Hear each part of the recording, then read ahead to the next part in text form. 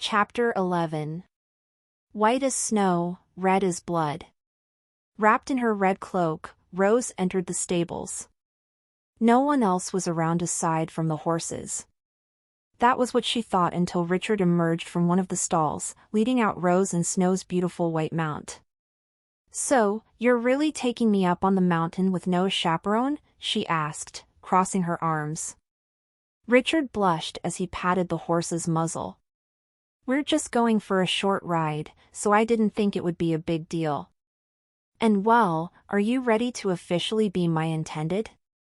"I thought it would be nice to talk about what that would entail." "That is a good idea," she admitted, stopping in front of him. He grinned at her before he mounted the horse. Rose got on after him, and they galloped out into the winter air. The guards on duty were barely getting around to closing the gate to the public when they bolted past. Richard waved at them while Rose buried her face into his back. For a secret outing, he was extremely open about it. There was no question the staff would be talking about Rose Red's late outing with the Crown Prince. Once they were on the path to the mountains, Rose raised her head and stared at the remaining blue of the sky. She didn't know when Richard would change, but she was glad they were far away from watching eyes. Her heart felt a prick of guilt as she thought about the hurt this realization would be for Richard. She could already imagine brushing his fur coat while he whined in his wolf form. Or maybe he would run away from her in embarrassment. Of course, she hoped that maybe he would remain human and that she had been wrong.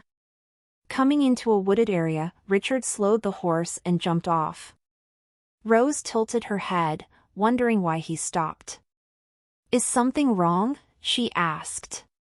Richard shook his head and extended his arms out to her. She accepted his help and landed safely on the ground. "I wanted to walk, that's all. It will be easier to talk, and it is reminiscent of our first journey together." Rose laughed, tucking her arm under his. "The way you talk, you'd think we've known each other for years. But doesn't it feel that way?" He kept Rose close but used his free hand to guide the horse behind them. "I suppose it does." Rose stared at the sky again through the branches. This time, she could clearly see the moon. Richard followed her gaze. "You know, it's been a while since I remember seeing the moon like this." Rose was about to make a comment when she noticed Richard wince. Her heart pounded in her chest as the hope she once had vanished. He would change here soon, but he had probably been denying it. "Are you all right?" Rose asked. Richard nodded, dismissing the idea that his curse wasn't over. He stepped forward but ended up falling to his knees, letting go of the horse's reins. His cry of pain spooked the horse, and it booked it, retreating up the familiar mountain. Richard clutched his chest, and Rose stooped down next to him. "I'm sorry," she whispered, tears threatening her eyes. "I didn't know how painful the transformation would be." Richard turned his head to her, confused by her words. "What do you mean?" "Rose, what did you do?" "That conversation I overheard, there was more. Chief Elijah and your mother discussed giving you a potion without your knowledge. I suspected your curse wasn't broken, but the only way to prove it was by ensuring you didn't take it." "I'm sorry. I didn't think you'd believe me otherwise."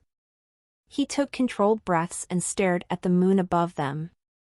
"So that drink Elijah gave me?" "Yes, I drank the one intended for you." She patted his back, trying to comfort him as best she could. "You'll turn back in the morning, right? We can just stay at the cabin for now until you become human." "Rose. Then we can approach Chief Elijah and your mother about it. Whatever the case, I don't think they were trying to hurt you. If anything, they—" "Rose," he shouted, taking her hands in his. She stopped speaking as she saw the urgency in his hazel, almost golden, eyes. "You need to run away, now." "What? Why?" I can't control myself when I change. His hands weakly slipped away from hers. I'll find you in the morning, Rose. Please, run. Richard fell onto his back and screamed, which was muffled as he twisted onto his stomach. Rose shuffled backward while her entire body shook in terror. She heard a sharp snap echo from Richard's spine. Finally, she broke from her frozen state when he shouted her name one last time. She raced in the direction her horse went. She thanked the Creator that the skies were clear, though some snow still remained from previous nights on the ground. Her tears fell freely from her face as she regretted her decisions. She had imagined a peaceful night where she brushed Richard's fur like she had experienced with Nathaniel as a little girl. But Richard's curse was truly something else entirely. A howl rang out behind her. She kept running ahead, knowing the cabin was nearby. If Richard took on the instincts of a typical wolf, then he might leave her alone and hunt some other creature more fitting. That being said, she worried her rapid movements would attract his attention, and then he'd really give chase. How far did Snow say wolves could smell? Rose remembered they read about it but couldn't recall the details. Regardless, she decided to slow her pace and calm her racing heart. She strained her ears, listening for any indication that he was on her trail. She spotted the house ahead of her, and the large, white horse had already found its way inside the small stable. It was seated but sprang up when it noticed her approaching. No doubt, it was waiting for her to take the saddle off its back and offer food. When the horse galloped forward, Rose heard a faint crunch of snow from behind her. She cautiously turned and saw two golden eyes staring down at her horse. The wolf's coat was the same honey brown as Richard's hair, and his tail wagged excitedly. He hadn't even noticed her, but there was no way she was letting him take a bite out of her family's horse. She shifted, her movement drawing the wolf's attention. He bared his teeth at her and growled. Rose stood a little taller, keeping eye contact with him, praying he would flee like other wolves. This was her territory, not his. However, the horse noticed him, and everything sprang into chaos. The equine neighed, kicking its feet up to retreat while the wolf leaped at it. Rose, in between the two, blocked the wolf's path with her arms spread. She half expected him to dash around her, but he skidded in the snow like she had formed an unmovable wall. He barked, demanding that she get out of the way. His eyes briefly glanced at the hoof prints in the snow before he returned his gaze to her. No, she said firmly. The wolf snarled and nipped at the edges of her damp dress.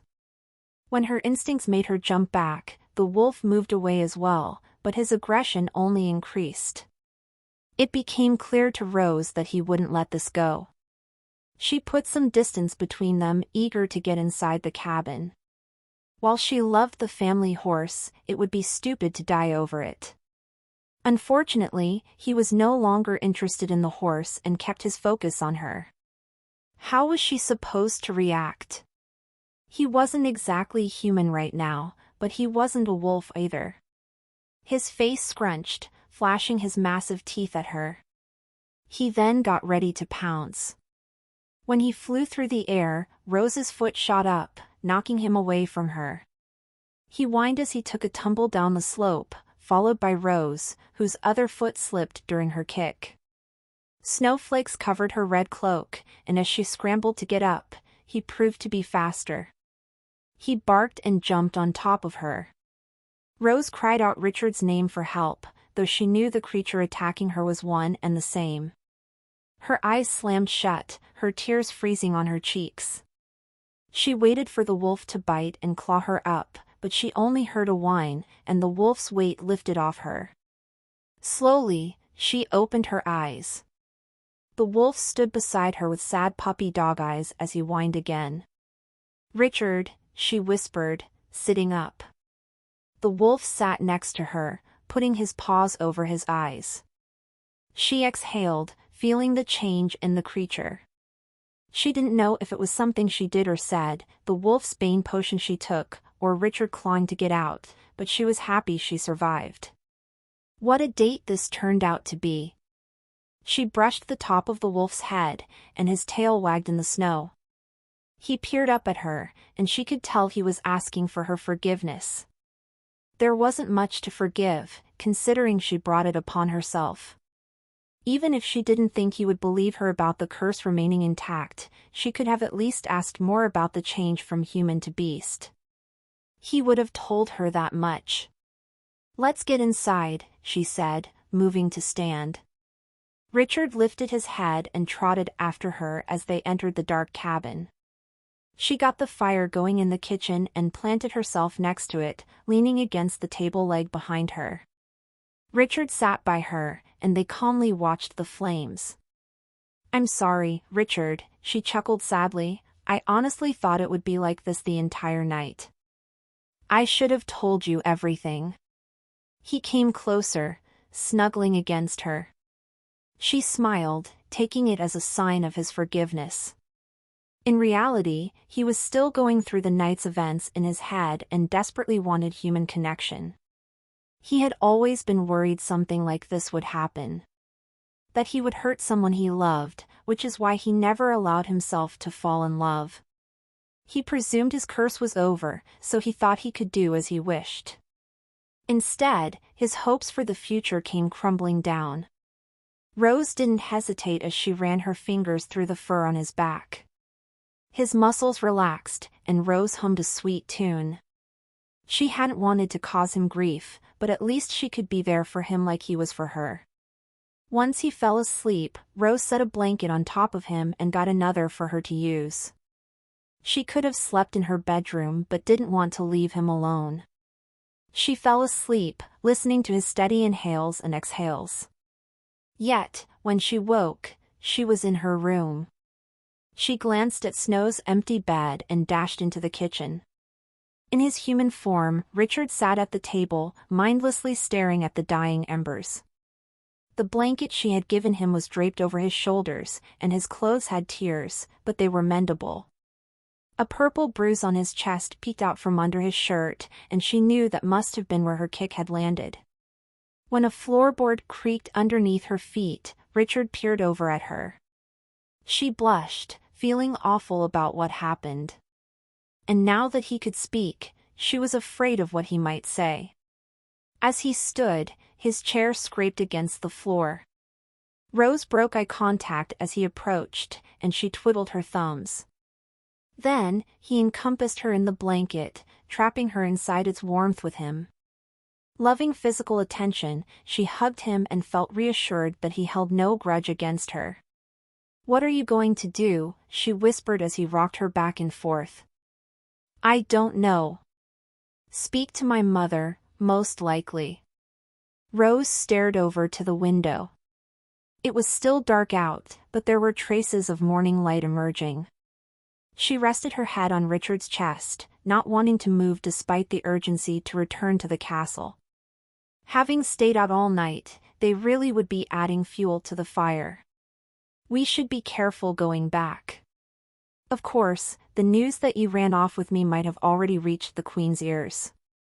Richard grasped her shoulders. "Don't worry. There's a way to get in unnoticed. And you didn't use that when we left?" He laughed and touched one of her dark curls, making it bounce. "Well, I had intended to have us home by 10 at the latest, so I didn't care who saw. It was you who ruined our romantic evening." Rose crossed her arms and pouted. "Well, I couldn't let a secret like that go, okay? And I'd rather know what I'm getting myself into before I marry you." Richard frowned, his doubts attacking his dreams once again. "Right, well, I guess I should hold off on informing my mother about my feelings. After what happened, there's no—" "Stop right there. That's not what I meant," Rose shouted, pressing her fingers against his lips. "Curse or no curse, that doesn't change how I feel about you. So, you really are insane." She flicked her hair, naturally. "Now shall we visit your mother?"